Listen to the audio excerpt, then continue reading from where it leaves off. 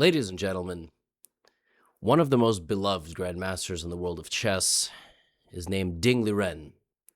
He's from China, and he became the world champion a few years ago, but it clearly had both a mental and physical impact on him. And when he had to defend his world championship against Gukesh from India and ultimately lost, Ding stepped away from chess effectively for something like 1.5 years.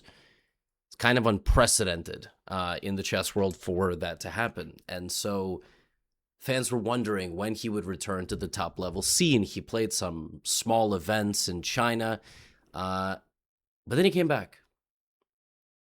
June 2026. And not only did he come back, he came back and became a double world champion. That is what I will be sharing with you in this video. We're at the World Team Championship being held in Hong Kong. China fielded a team of absolute beasts, like the best players in the country, and it's not even close. There was teams from Uzbekistan. Magnus Carlsen was on a team. There was a couple of stars from India playing for different teams.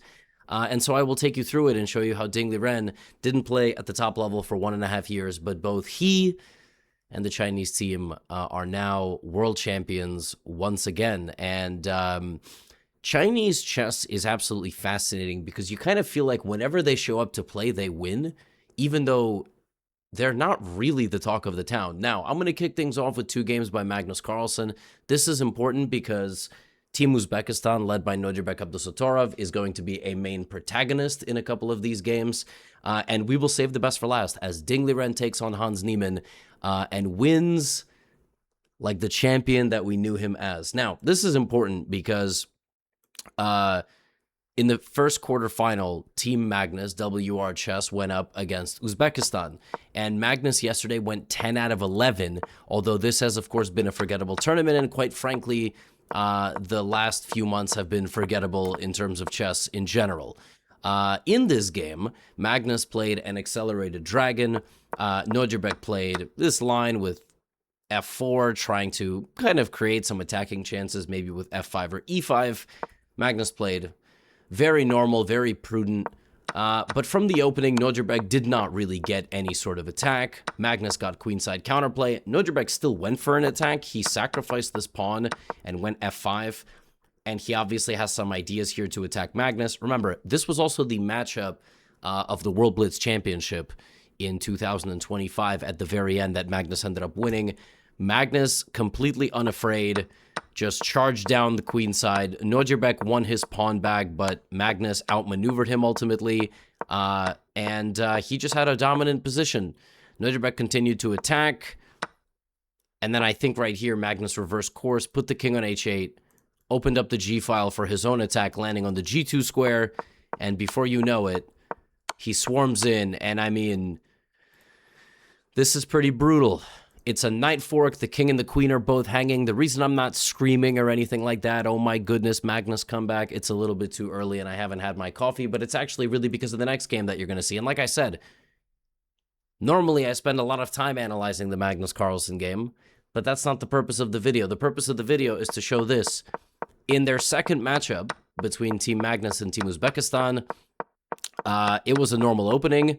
It led to a queenless middle game where Magnus slowly tried to outplay Nodirbek and take the win for the team. But ultimately, it ended right here as Magnus counter-forked Nodirbek's horses when his horse was hanging. And then he didn't take the knight. He took here because the knights are still both hanging. And after knight e4 check, he went king e2 and was sort of tricked by this move rook e8, because now if you take the knight, there is knight to g3, which is a double check. Really here, Magnus could have went king e1 or king e2. Both moves would have ran into rook e8, and here he needed to go king to f1 to sidestep all of this nonsense. If king f1 were to have been played, this could lead to a draw with king e2 and then knight back to e4. There is just no way around it. King f1 would lead to a draw. But in the game, Magnus went king to f3. And he just blundered knight g5 check. And now he can't take the knight at all.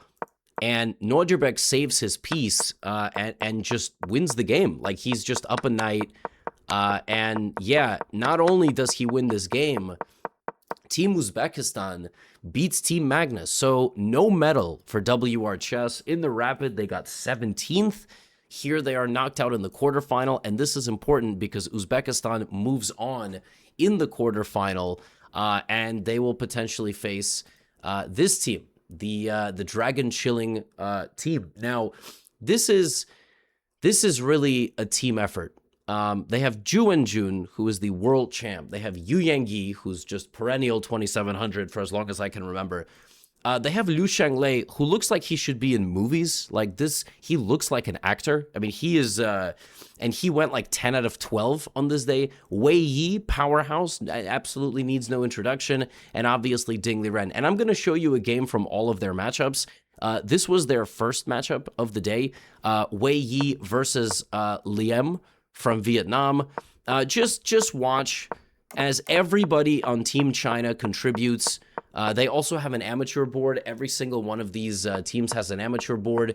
Knight c4, pawn takes, and Wei Yi takes this queenless middle game with otherwise every single piece on the board, damages the pawn structure of black, leaving him with a split pawn, and the knight is maybe going to f5. The position is always going to be a little bit more pleasant for white here because this light squared bishop is doing a little bit more than this bishop. This pawn structure is always liable, for targeting. King f1, nice move. G3 now comes without a check on the h3 square. And Wei Yi is preparing to outplay his opponent in an endgame. You know, knight here, bishop here, putting a lot of pressure. G3 as well.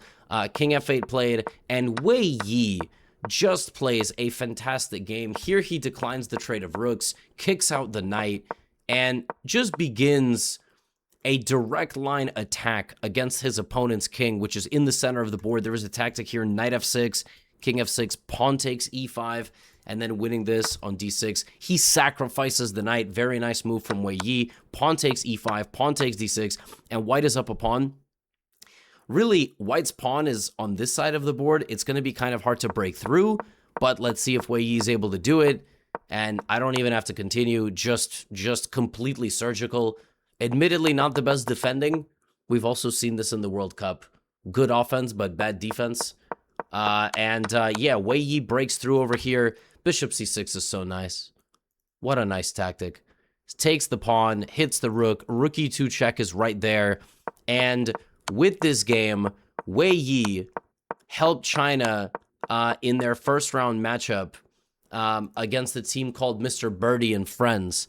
There was another matchup there which was extremely important. Like I said, everybody contributed. Liu Shanglei defeated a Wonder Liang 3 times. So the way that this tournament works is that your team plays another team 6v6. And if you win or lose, you play a second time. So you play 2 matches. Because that way everybody plays with white and everybody plays with black. If each team wins one of the matches, you play a tiebreak match. So that means you could play the same person 3 times. It is unheard of at this level to beat somebody 3 times. Liu Shanglei beat a Wonder Liang every single game they played. At some point, Liu Shanglei won like 6 games in a row. He finished 8 out of 10. Okay? I mean, just amazing. In the quarters, in the semis, and then in the final, Liu Shanglei won both of his matchups. So just very, very impressive for him. In this game against the Wonder Liang, it was a Scotch opening. It was this variation queen to e2. A Wonder thought for a little while and went g6, which apparently is inaccurate, but it's blitz, right? c4, you just kind of play whatever. h4, h5, very dynamic game. White is now going to play maybe knight c3 and bishop g5 and long castle. Also, there is a direct infiltration on the dark squares available to white. Like once you land your bishop here, that square is weak. That knight has a very easy path there. And Liu Shanglei is one of the strongest grandmasters in the world. So is a Wonder, but I mean, in this game, he did not demonstrate his opening level. He got himself into trouble very, very early, and that is just not going to work. Knight f6 is already there, and this is just about one of the worst positions you can have after 15 moves if you play the Scotch with the black pieces. Yeah, just miserable here. You know, the white bishop is going to come out, the pawn is going to attack here. Black's king has to stumble over to b7. It's like drunk, you know, like trying to not crash into every wall. King to c8, c5 attacks the knight. It can't even go anywhere. A wonder ends up having to give away a pawn, but now he's down a pawn, and white's attack just completely continues. King is going to go to b1, queen is going to go to d3, hit the rook, hit the pawn. You can always trade the queen, just don't lose it. Right? Rook d1, a3, just improving the position, queen e4, and like child's play, he takes the pawn, he defends against the counterplay, he walks straight down the line, queen f4 is coming, he's threatening to take on a4, he's threatening e7 and pawn takes d7, there is absolutely no counterplay. Just a total pillar to post beatdown from Liu Shanglei. Wei Yi, Liu Shanglei contributing on board 2 and 4. I will show you boards 3 and 5 as well. But honestly, I gotta tell you, this game from Ding Liren himself had an okay performance given his previous highs. Like, if Ding Liren was just a random 2600 Grandmaster, he had a very good performance. But given that he's a world champion, former 2800, probably he didn't have the best performance to his own standards. But relative to being out of the game for 1.5 years and having a very good crew, I still think it's quite a cool story, you know, because you have to reignite your love for chess, and it can't. I'm, you know, in many ways I'm the same, just minus the accolades. Elite competition really wears you down, and this game was really incredible. So what happened is that Team China, Dragon Chilling, they won their quarterfinal matchup. Then they defeated Uzbekistan in a very, very back and forth semifinal, very lively semifinal, including wins by Yu Yangyi over Madaminov and Ju Wenjun over Afruza Hamdanova. Hamdamova, not Hamdanova. Hamdamova with an M. And then Ding Liren, Hans Niemann, the grand finale against Endgame AI. So let me show you how we got there. Ju Wenjun versus her WGM opponent. This is a very strong player. Ju Wenjun always going to go for good positional, easy plans. H3. She ends up going for a line where she takes with the light squared bishop, so she keeps the knights. And it's quite clear she's just going to advance over here. White has a very easy game. You know, d5, maybe b4, b5, put the rooks on this side of the board and just kind of move forward. Maybe look to exploit some spots there with the knight. Or play f3. Play completely on this side of the board first. Black is going to get a little bit of counterplay in the middle. And ultimately, Ju Wenjun goes just for a rook endgame. Okay. So she is looking to outplay her younger and slightly less experienced opponent in a rook endgame. Or she just didn't like b4, because she didn't have to go f3. She could have went for, you know, b4 and b5. We're not going to get any of what I just said. We're going to get a rook endgame. How do you outplay a person in a rook endgame? A lot of it is the dance of the pawns. It's where you're going to put the pawns. And then ultimately it's breaks and infiltrations and doubling and targeting certain spots in the position. King positioning, obviously important. And in this game, we see this transformation. So rooks are traded. And Ju Wenjun just builds behind her king and her pawn. So she wants to play rook c7 check and push the king to the last rank. Then the rook is going to run wild. These pawns and this king are going to move forward. And it's very easy to misevaluate the danger to your position in a rook endgame. So it's a draw for a while. It's a draw for a while. I mean, a draw. It's equal for a while. And then suddenly, rook f7 appears. And there is no easy way to protect this pawn, because you are threatening rook f6, and e5 takes, and that would win you the game. Oops. And you know it's bad when a tactic appears in a rook endgame out of nowhere. The endgame is actually equal in terms of pawns, but this pawn's queening. It's queening because you're going to go king c5. Or this. King e7, king e5, and now black has to choose which way to go. Both ways are bad. She goes here, king f6, and this is the end of the game by one move. As here, if black played king e6 looking to get to the corner, king g6 shoulders the king, doesn't let the king get close. King g7, another important move. And the black king cannot cross. H-pawn is going to promote. This was a very big win. And another clutch participant before we, of course, move on to the hero of the day, and that is Ding Liren. Yu Yangyi. all of Team China represented, and d4 is there, d5, c4, e6, and Queen's Gambit declined. We've seen this a lot. Queen c2, black in this line. I just want to say something about the opponent. Mukhudin Madaminov is the friend and training partner of Jawahir Sandarov, who recently had an incredible run at the Candidates Tournament. And Mukhudin just played a tournament in Uzbekistan, and I'm pretty sure he won the tournament. I think he won a playoff against his countrymen, and that tournament was full of, like, it had, like, Nodirbek in it. I mean, it was an insanely strong tournament. And he's very underrated. Like, very clearly, very underrated. Very, very strong grandmaster. And in this Blitz game with Yu Yangyi, obviously, things got very chaotic.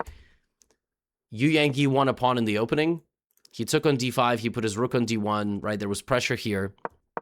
And super scrappy game where the white king has to walk around. Madaminov actually got back into the game with rook d8.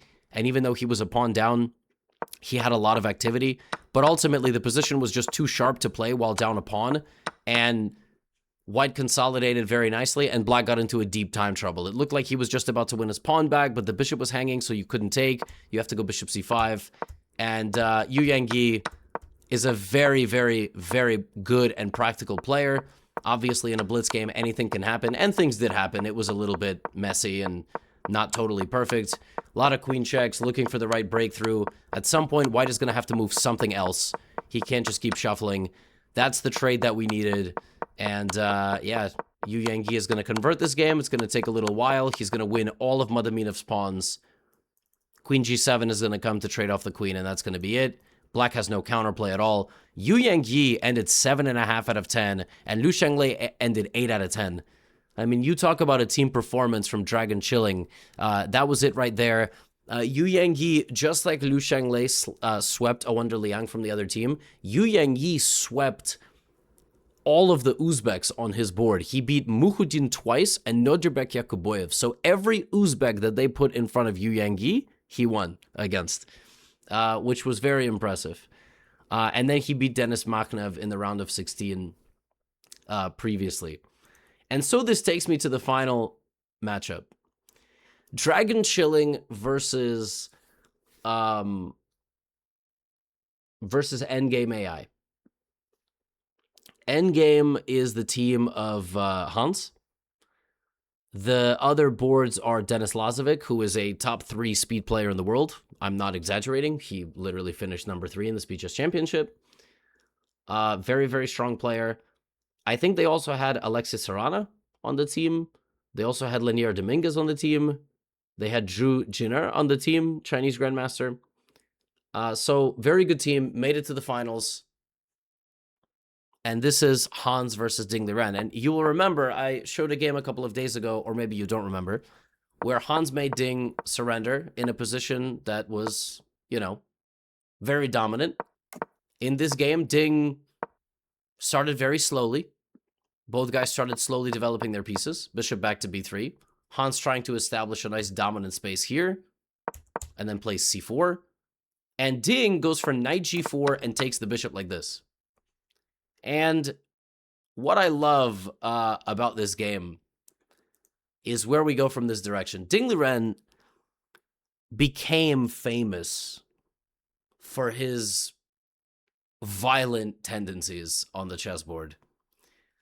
He played King's Indian defense, and he was a very fierce player at his peak. So it's crazy that, you know, Hans made him resign the way that he did a couple of days ago. But in this game, Ding transferred the pieces to the left side of the board, to the king side. Then he played queen e7. He was clearly avoiding any potential queen trade, and after d5, he wanted the bishop to have a way to return home. Hans played king h1, and Ding went c6. So now white cannot re-enter the position, and also this diagonal is open for the dark squared bishop. Queen d3, and bishop b6. Hans played rook d1. Ding centralized the rook, so everything flowing nicely here for Ding. He's barely even thinking. You'll notice that he's barely spent any time. He has 2:44 on the clock. Hans went d5. And d5 is the last mistake that is the first mistake that Hans would make in this game. This move looks very natural. It's very well supported, but it activated the dark squared bishop. Ding backed up with his bishop. Hans played pawn takes, and this is just looking very unpleasant in the long run for white, should anything go wrong on that side of the board. Bishop a4 played, targeting his pawn. Ding protects it. Hans advances on this side of the board. Ding makes a couple of preparatory moves here. You know, a6, h6.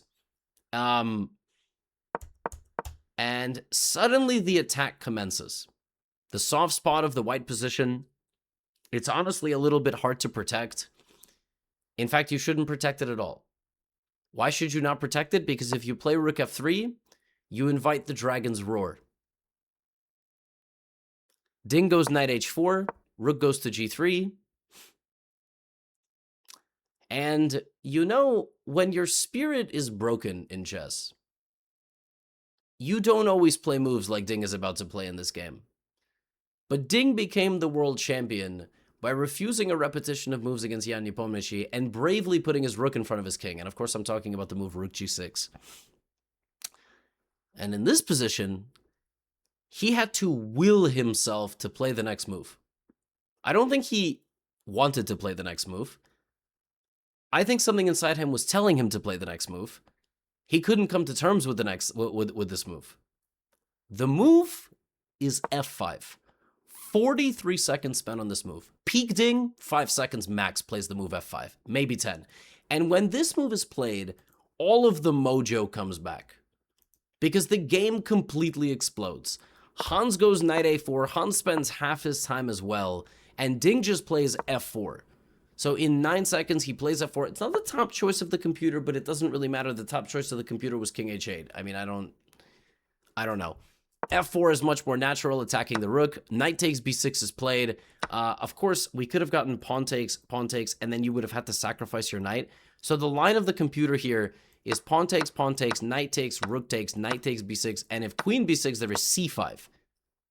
I don't think Ding would have played queen b6. I think he would have probably played something else. But in the game, we got knight b6. Ding took on g3, pawn takes g3, and now, you know, of course you can play queen takes b6, and there's all sorts of tactics. But how about this move? This is Ding Liren. This is the Ding Liren we all knew. This is the Ding Liren that used to take people's souls. Queen e7. That is a brilliant move. It leaves the knight just hanging. You don't really have a choice with white, because if you don't take it, you're just going to be down a rook for a knight. So he takes queen h4, king g1, check here, and bishop g4. And I have really bad news. It's even more vicious. Rook to d2 played. If Ding wanted to absolutely humiliate here, he would have played rook to f3. Rook f3 would have been absolutely nuts. And the point is that rook h3 and bishop f3 are just a threat. I think he didn't play rook f3 because he saw knight to g1, and he was like, wait a minute, I don't actually have a mate here. And he's right. There is really no mate. Like, you have to be a little bit careful, actually, not to blunder something. So he just came back with a check and then repeated moves and went rook to f2. He didn't quite repeat moves. He should have played rook f2, I think, a little sooner. But white's position is so hard to defend with 5 seconds on the clock. He got his king out of the way, and Hans just blundered. I mean, his position is looking pretty catastrophic here. He has to go rook to d1, and if queen e2, he can actually just trade, and this endgame is not that bad, but whatever. I mean, again, you have 5 seconds, you're just playing moves instantly, and bishop f3, the king is going to get hunted. Ding picks up the queen, picks up the pawn on e3, wins a very dominant game, and Dragon Chilling beat endgame AI 5-1. Then there was a musical performance for some reason. I think they were like trying to do some sort of halftime show. So they had a musical performance between matches 1 and 2, which I guess is kind of how sports do it. So I can't be totally mad about it, but it certainly felt very random for a chess event. And then they came back, and Endgame AI needed to stage a comeback after losing 5-1, and they lost 5-1 again. They straight up lost 5-1 two times. So, yeah, that was rough. Crazy. Ding and Hans drew the second game. Wei Yi beat Lazovic. Wei Yi was just sensational. Wei Yi swept Denis Lazovic. Denis Lazovic, number 3 in the world, Speed Chess Championship, playing against Magnus, playing against Ferrugia. Wei Yi just beats him 2-0. Liu Shanglei beats Lenier Dominguez 2-0. Zhu and Jun wins 1.5-0. And even their board 4, Wang Zihao 2-0 against An Nguyen. Just dominance, absolute dominance. 5-1, 5-1 in the final, 10-2. They saved the best for last. And Ding Liren is a double world champion. You gotta love that, man. I mean, you gotta love it. He had a solid performance in the Blitz. He lost a tiny bit of rating. He had a not fantastic performance in the Rapid. He went 6 out of 12, but still, it's good to see him back. Yeah, and not all of us can basically not play top-level chess for 1.5 years and then become world champs. So shout out to them. Shout out to Dragon Chilling. It was very exciting. The summary of the tournament for Magnus, of course, the Blitz was certainly a stronger performance than any other segment, but it is certainly strange times. As a Magnus Carlsen, fan and supporter, the last 3 months have definitely been peculiar.